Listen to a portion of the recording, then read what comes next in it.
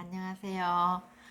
지난 시간에 이제 여호와께 제단을 쌓고 여호와의 이름을 부르더니 말씀을 쫓아서 가나안 땅에 들어갔고 여러 가지 환경이 힘들었지만 말씀을 쫓아 말씀에 붙들린 아브라함은 그런 환경보다는 예배 드리면서 하나님의 얼굴을 구하고 하나님의 뜻을 구하고 그렇게 주님의 이름을 불렀는데 9절부터 이제 점점 남방으로 옮겨가더라. 왜 그랬을까요? 10절에 보면 그 땅에 기근이 들었어. 이제 기근이 들었으므로 아브라함이 애굽에 거류하려고 그리로 내려갔으니 이는 그 땅에 기근이 심하였더라. 그러니까 기근이 들기 시작하니까 이제 먹고 사는 문제가 힘들어지고 그래서 조금 더 살기 좋은 곳으로 조금 점점 남방으로 내려가는 거죠. 그러니까 이제 여기에 하나님 앞에 예배드리고 제단을 쌓고 주님의 이름을 부르는 그런 장면은 없고 이제 아브라함이 점점 내려가는 거예요. 남쪽으로. 그러니까 하나님의 사람들에게 어떤 기근이 생기거나 환란이 오거나 어떤 문제가 올 때는 반드시 주님이 그것을 통해서 하려고 하는 일이 있는 거죠. 그러니까 왜 기근을 허락하셨는지 이것을 통해서 하나님이 하려고 하는 게 무엇인지 내가 어떻게 해야 되는지 하나님의 뜻을 구했어야 되는데 우리가 굉장히 성령을 경험하고 하나님을 만나고 우리가 뜨겁게 막 그런 첫사랑이 주님과의 관계에서 막 그렇게 뜨거울 때 그것이 계속 지속되면 좋은데 우리가 이제 그런 관계 가운데 있다가도 갑자기 좀 환경에 여러 가지 어려움이 온다거나 그런 상황이 되면 우리가 그렇게 예배하는 것을 계속 지속하는 것이 아니라 내 생각이 먼저 가고 내가 조금씩 움직이기 시작하고 그러다 보면 어느덧 주님을 잃어버리고 그냥 내 생각대로 움직이면서 환경을 따라서 세상 사람들과 똑같이 행동할 때가 우리가 참 많은 것 같아요. 그러니까 아브라함도 이제 믿음의 여정을 시작할 때 첫 시작은 굉장히 뜨겁죠. 베델과 아이 사이에 장막을 치고 거기서 제단을 쌓고 여호와의 이름을 부르는 그런 상황이었는데 이제 점점 기근이 들면서 애굽으로 이제 가기로 결정하는 거죠. 그러니까 이스라엘 땅은 항상 그때 비가 오면 많은 것들이 농작물들이 풍성하고 살기가 좋지만 조금 한 해만 기근이 들고 이래도 그런 것들을 이렇게 모아놓을 강과 어떤 그런 물이나 이런 것들이 그 애굽처럼 그렇지 않기 때문에 애굽은 한 해 기근이 들어도 2, 3년은 느끈하게 살 수 있는 모든 것들을 이렇게 물을 준비하고 이렇게 저장해 놓는 곳이 있지만 이스라엘 땅은 이제 그런 땅이 아니죠. 그러니까 이제 애굽을 향해서 내려가는 건데 그것은 이제 아브라함이 점점 믿음을 떠나 세상을 향해서 갔더라 이 말이나 똑같은 것 같아요.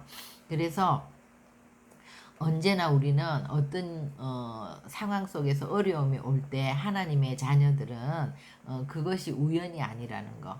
그것을 통해서 항상 하나님의 뜻을 구할 때 우리가 이제 그것을 통하여 더 또 믿음이 한 단계 성장하고 그 훈련에 우리가 합격하면 하나님이 또 더 큰 길을 내시고 이제 이렇게 되는데 처음에 우리가 주님 앞에 나갈 때는 반드시 이런 실수를 대부분이 하게 되는 것 같아요. 그래서 그 땅에 이제 들어가니까 지금은 이제 아브라함이 이제 믿음을 잊어버리고 자기의 생각대로 움직이니까 갑자기 두려움이 오는 거죠. 그래서 그 시대에는 이쁜 여자가 있으면 더 힘이 센 사람이 그 여자를 차지하기 위해서 그 남편을 죽이고 그 여자를 차지하는 이런 문화가 너무나 그 중동 지역에 이제 많이 만연해 있었는데 똑같이 우리가 정말 성령이 충만한 상태는 하나님만이 두려운 거지, 하나님이 나를 떠날까봐, 또 내가 주님을 떠날까봐 그것이 두려운 거지, 주님과 함께 있으면 이 세상에 아무것도 두려운 게 없잖아요.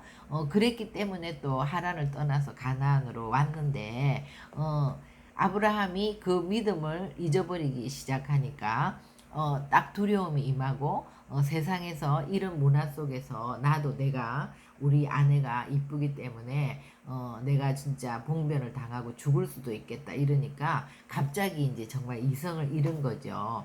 아내에게 누이라고 해라. 그러면 나를 죽이지 않고 오히려 이제 이런 것들을 막을 수 있다고 그렇게 얘기하지만, 누이라고 하고 내가 오빠라고 하면 이 여자는 다른 사람이 지혜갈 수도 있는 거잖아요. 그러니까 아내를 뺏길 수도 있는데 이렇게 얘기한다는 것은 정말 남편으로서 있을 수 없는 일이고 너무나 비열한 거죠. 그죠? 세상 사람도 이렇게 할 수 없는데 이런 얘기를 하면서 자기만 살겠다고 그렇게 그러니까 두려움이 임하면 정말 하나님 앞에 그것을 고하고 주님의 지혜를 구하면 하나님이 반드시 그런 것들을 다 막아 주실 텐데, 자기의 머리로 자기의 지혜를 내서 이런 엉뚱한 얘기를 할 때 이것은 정말 지금 아브라함이 믿음이 바닥이다. 이제 이걸 그대로 나타내 주는 거죠. 그러니까 항상 우리가 어떤 것을 두려워하면 그 두려움이 우리 가운데 임한다고 하는 것처럼 그대로 바로의 궁으로 이끌려가는 거죠. 사례가. 그러니까 너무 그 여인이 이쁘고 또 모든 사람들이 이쁘다고 얘기하고 이래서 이제 사례를 바로의 궁으로 이끌려갔다. 그렇게 되니까 이제 아내를 뺏긴 게 되잖아요. 그러면 이때 사례는 얼마나 두렵고 무서웠을 것이고, 또 아브라함은 그 대가로 자기의 그 누이를 이제 바로의 궁에 데리고 가니까 그 보호자라고 해서 그 막 뭐 가축과 뭐 노예와 뭐 이렇게 하여튼 은금과 이런 것들을 많이 이제 아브라함한테 주는데 아브라함이 그때 기분이 정말 너무나 비참했겠죠. 그래서 이제 그때는 아브라함이 정말 어떻게 할 수도 없고 자기가 말하던 그대로 되었잖아요. 그러니까 이제 17절부터 하나님이 개입하셔서 그 바로의 집에 재앙을 내리고 바로가 그것을 알게 되고, 그러니까 하나님이 아마 꿈에 나타나셔서 뭐 말씀을 하셨는지 이것들을 다 알게 돼서 바로가 어찌해서 나에게 거짓말을 하고 나를 속였느냐 그러면서 이 모든 것들을 갖고 떠나라고 그렇게 얘기하면서 하나님의 개입으로 이제 다시 아내를 찾게 되고, 아브라함도 이제 이 일을 통해서 이제 다시 이제 나와서 올라가게 되면서 정말 그 하나님의 은혜를 경험하게 되는 거죠. 하나님이 어떤 분이라는 거. 정말 자기가 주님 앞에 기도하지 아니하고 자기 생각대로 그렇게 움직이고 그러면서 두려워서 이런 큰 실수를 저지르고 이랬을 때 하나님이 그것을 나무라고 꾸짖는 것이 아니라 오히려 아브라함 편에서 다 일을 수습해주고 해결해 주신 거잖아요.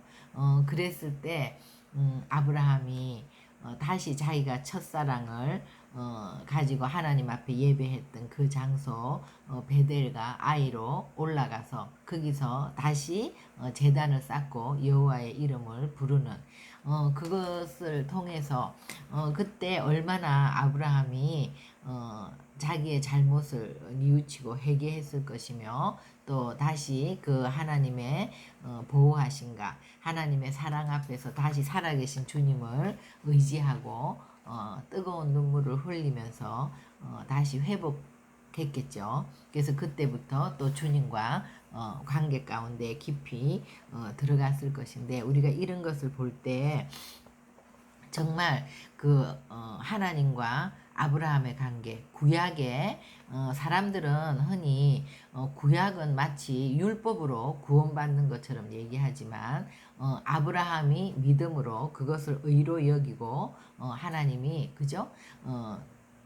의로 여겼다. 이런 것처럼 분명히 아브라함은 믿음으로 구원을 받았고 또 이런 사건들을 통해서 볼 때도 하나님의 사람들은 정말 하나님을 믿고 하나님을 따르면서 굉장히 부족하고 우리가 많은 연약한 가운데 실수하지만 계속 넘어지고 엎어지고 이럴 때 하나님이 또 우리를 다시 일으켜 세우시고 또 기다려 주시고 우리의 눈높이에 맞게 계속해서 그 믿음을 이끌어 가시잖아요. 그것을 통해서 하나님을 알아가는 것이고 하나님을 이제 아는 자는 하나님이 우리에게 모든 것을 쏟아부어 주시는 것처럼 또 그래서 독생자 예수 그리스도를 우리 가운데 주신 것처럼 우리도 그 주님을 알게 되면 우리의 모든 것을 주님 앞에 드리는 그런 사랑의 관계로 들어가는 거잖아요. 그러니까 구약이나 신약이나 똑같은 것 같아요. 그래서 하나님 구약 때부터 창세기 시작부터 이것을 부부관계로 얘기한 것처럼 우리 부부관계 안에서도 서로 사랑해서 결혼하지만 부부 간에도 항상 좋은 일만 있는 것이 아니고 굉장히 서로에게 서운해지기도 하고 다투기도 하고 힘든 일이 생기기도 하지만 그때마다 우리가 그 뜨겁게 사랑했던 어떤 첫사랑 그런 기억들 그런 것들을 통해서 우리가 다시 또 회복이 되고 또 부부간에는 연애했던 기억이라든지 서로의 어떤 그런 추억들이 많이 있으면 있을수록 그런 것들을 생각할 때 조금 안 좋은 일이 있고 이래도 금방금방 회복이 되잖아요. 하나님과 우리의 관계도 마찬가지인 것 같아요. 정말 우리가 하나님과 뜨거웠던 그 첫사랑 또 우리가 믿음 생활을 하다 보면 정말 주님 앞에 뜨겁게 예배하거나 또 주님의 말씀을 들으면서 우리가 뜨겁게 하나님의 어떤 그 주시는 음성에 감동하거나 그래서 1대1로 하나님과 나와의 1대1의 관계 속에서 하나님과 많은 대화가 있었고 추억이 있었고 이럴수록 우리가 조금 주님을 잊어버렸다가도 금방금방 그것들을 생각하면서 다시 주님과의 관계로 돌아오게 되는 경우가 참 많은데 하나님과 우리의 관계는 이런 부부 관계와 같은 그런 것들이 정말 맞는 것 같아요. 그래서 제가 여러분들에게 조금 이렇게 권해드리고 싶은 게 뭐냐 하면 우리의 삶을 통해서도 이런 시간들을 많이 경험하는데요. 성경은 다시 그 베델과 아이 사이에서 여호와의 이름을 불렀더라 이렇게 되어 있듯이 우리가 이제 이렇게 살다 보면 환경 때문이라고 여겨질 때도 있고 또 저 사람 때문이라고 여겨질 때도 있고 이런 상황과 관계의 문제 속에서 나오지 못하고 예배를 드리고 기도를 하면서도 변화가 없을 때가 참 많지 않습니까? 그럴 때 우리가 주님 앞에 나가서 나의 그런 마음들, 감정이나 이런 생각들을 쭉 이렇게 마음을 써내려가는 거. 이제 그러니까 그 우리가 주님과의 동행 일기라고 하죠. 동행 일기는 사람마다 이렇게 다 어떤 형식은 다른데 저 같은 경우는 매일 동행 일기를 쓰는 게 아니라 내가 어떤 관계나 어떤 상황 가운데서 나오지 못하고 뭔가 조금 어려움이 있을 때 그런 나의 마음을 주님 앞에 이렇게 쭉 이렇게 써내려가다 보면은 그러니까 이런 거죠. 예를 들면 내가 상대방으로부터 좀 미안하다라는 말을 꼭 이렇게 듣고 싶은데 미안하다라는 말을 못 들었을 때 또 내가 상대방에게 미안하다는 말을 하고 싶은데 이상하게 그 말을 할 수 없을 때 뭐 이런 것들이 있잖아요. 그럴 때 이런 것들을 해결을 해야 되는데 내 마음을 쭉 이렇게 써 내려가다 보면 하나님의 말씀이 항상 상대방의 문제에서 하나님과 나와의 관계로 하나님은 끌고 가시거든요.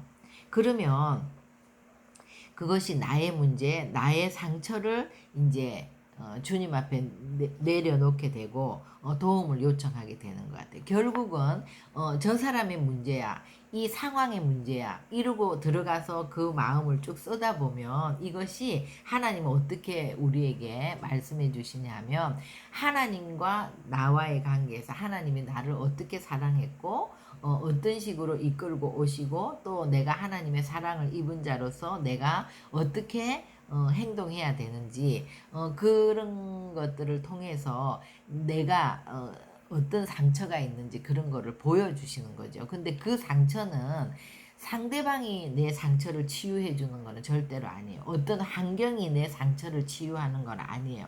그런 거는 뭐 일시적으로 조금 좋았다가 다시 또 원상태로 가는 거거든요. 근데 그런 일들을 써내려가다 보면 내가 어디에서 상처를 받았고 나의 문제가 뭐고 이런 것들을 알게 된단 말이에요. 근데 그것을 치유해 줄 수 있는 분은 주님밖에 없는 거예요. 그러니까 결국은 주님과 나와의 문제인 거예요. 그러니까 아브라함이 환경을 통해서 이 지금 기근이 왔다, 이거 어려움이 왔다, 이래서 자기가 남방으로 내려가지만 하나님과의 관계에서 해결을 받아야 될 문제를 하나님의 뜻을 구해야 되는 문제를 내 생각대로 풀면서 환경을 따라 내려왔을 때는 내 안에 두려움이 오고 근심이 오고 염려가 오고 그러다 보니까 막 거기에 몰두해가지고 또 내 지혜 내 생각으로 그 문제를 풀려고 하다 보니까 정말 그 인간의 바닥을 드러내는 그런 문제까지 가게 되고 그것이 실수로 이어지고 그래서 큰 낭패를 당하게 되고 이렇게 점점 꼬이는 것처럼 우리도 우리가 정말 가까운 가족 관계, 뭐 부모와의 관계라든지 부부 관계라든지 또 부모 자식과의 관계라든지 형제라든지 아니면 친한 지인이라든지 친구라든지 이런 관계 속에서 우리가 너무나 가깝고 친하다가 보면 뭔가 그런 문제들이 이제 좀 상처받는 문제도 있고 상처를 주는 문제도 있는데 이런 것들이 있을 때 그냥 무조건 기도하는 것이 아니라 항상 내가 그 사람에 대한 선입견, 어떤 편견, 반감 그런 것들을 갖고 있다면 그것은 나의 문제거든요. 나의 상처거든요. 근데 그 상처를 하나님은 반드시 내 상처, 내 문제를 주님 앞에 갖고 가서 이게 일지를 쓰다 보면 하나님이 그걸 드러내 주신단 말이에요. 그러면 그것은 내 상처가 드러나게 되면 내가 어디서 치유를 받겠어요? 하나님의 말씀 앞에서 하나님이 나를 만져주셔야만 그게 치유가 되는 거거든요. 하나님에게 도움을 요청하게 되고 내 문제를 발견하는 것이 첫째는 참 큰 것이고 두 번째는 그것을 발견하게 되면 나의 도움이 어디서 올고 주님께로 오는 거죠. 나를 만드신 그 하나님, 하나님이 만져주시고 치유해 주시면 내가 이제 하나님의 관점으로 상황을 바라보게 되고 하나님의 관점으로 상대방을 보게 되면 상대방의 문제도 아니고 환경의 문제도 아닌 거예요. 나의 문제였던 거죠. 그럼 내 문제가 해결되면 정말 주님의 관점으로 사람들을 보게 되고 환경을 보게 되기 때문에 그때부터는 더 이상 어떤 환경도 어떤 사람도 문제가 되지 않는 거죠. 그리고 내 안에 그런 선입견, 편견, 반감 그런 쓴뿌리나 상처들이 없어지게 되면 하나님이 전능하신 하나님이 그 능력자이신 하나님이 내 속에서 역사하시기 때문에 그 문제들이 또 실제로 해결이 되는 것이죠. 그래서 우리가 두려움과 어떤 염려, 근심 이런 거, 뭐 미움 이런 것이 아니라 정말 그때부터는 소망이 생기고 기대가 생기고 축복하는 마음이 이제 흘러가는 것이고 그래서 우리 안에 평강이 오고 기쁨이 오고 그래서 사랑으로 우리가 사람들을 섬길 수 있는 그 관계로 들어가는 거죠. 그러기 때문에 저는 주님과의 동행 일기를 그렇게 쓰고 있는데 여러분한테도 그거를 권하고 싶습니다. 이제 뭐 동행 일기라는 것이 하나님과의 관계 속에서 자기가 받았던 은혜를 일기로 쓰는 사람도 있고 여러 형태로 동행 일기를 쓰겠지만 저는 매일 쓰는 것이 아니라 내가 기도를 하는데 뭔가가 조금 막혀 있거나 기도를 하면서도 그 기도 응답이 지연되거나 어떤 변화가 일어나지 않거나 내 마음에 항상 좀 이렇게 해결이 됐으면 하는 그런 문제들이 있을 때마다 살면서 조금이라도 이거는 왜 그럴까 하는 것이 있을 때마다 내 마음을 쭉 주님 앞에서 써내려 나가는 거. 그럴 때 하나님이 그것이 절대 상대방이나 환경이 아니라 언제나 나의 상처, 나의 문제인 것을 드러내 주시더라고요. 그럴 때 주님 앞에 그 도움을 요청하게 되고 그러면서 주님 안으로 들어가는 법을 배우게 되고 그러면서 나의 관점에서 하나님의 관점으로 옮겨가는 그런 것들이 너무 좋은 것 같아요. 그래서 오늘 아브라함도 이렇게 믿음을 떠나서 자기가 그런 상황 속에 눌릴 때 이제 이런 것들을 경험하고 나서 다시 그 베델과 아이 사이에서 하나님의 이름을 불렀다는 것은 주님과의 관계 속에서 아브라함 자신의 문제를 해결하고 나면 그 환경은 더 이상 문제가 안 되는 거죠. 하나님은 그 환경 속에서도 충분히 아브라함을 먹이고 입힐 수 있는 분이고 또 어떤 환경 속에서도 하나님은 아브라함을 보호할 수 있는 분인데 자기 문제에 갇혀서 두려워하고 염려하고 그렇게 자기가 하려고 했던 것들. 그러니까 우리 삶에도 이런 것 동일한 문제들이 참 많은 것 같아요. 그래서 우리가 이렇게 주님 안으로 들어가고 주님과 교제하는 법을 자꾸 배워가는 것이 참 중요한 것 같습니다. 네, 기도하시겠습니다. 하나님, 우리도 이렇게 삶의 여정 가운데서 아브라함이 만난 것 같은 기근을 만날 때가 있고 또 아브라함이 만난 것 같은 답답함을 만날 때가 있고 이렇지만 우리는 하나님의 자녀들이고 주님의 백성이기 때문에 모든 이런 문제들을 통해서 우리를 이끌어 가시는 주님 앞에 하나님의 뜻을 구하고 언제나 주님이 왜 이 일들을 허락해 하셨는지 주님과 나 사이에서 이 문제를 푸는 것들을 각자의 방법대로 배울 수 있도록 인도하여 주시옵소서. 그래서 우리가 이럴 때 주님 앞에 내 마음을 솔직하게 말하기도 하고 또 그것을 글로 써내려 가기도 하면서 그렇게 하다 보면 하나님께서 자연적으로 우리의 문제들을 드러내 주시고 그것이 드러나기만 하면 하나님께서 우리를 도와주시고 우리를 치유해 주시는 그런 좋으신 아버지이신 줄로 믿습니다. 그래서 우리가 주님을 믿고 주님의 손을 잡고 가면서 계속 나의 관점이 하나님의 관점으로 변화되어 가는 것들을 경험할 수 있도록 인도하여 주시옵소서. 예수님의 이름으로 기도합니다. 아멘.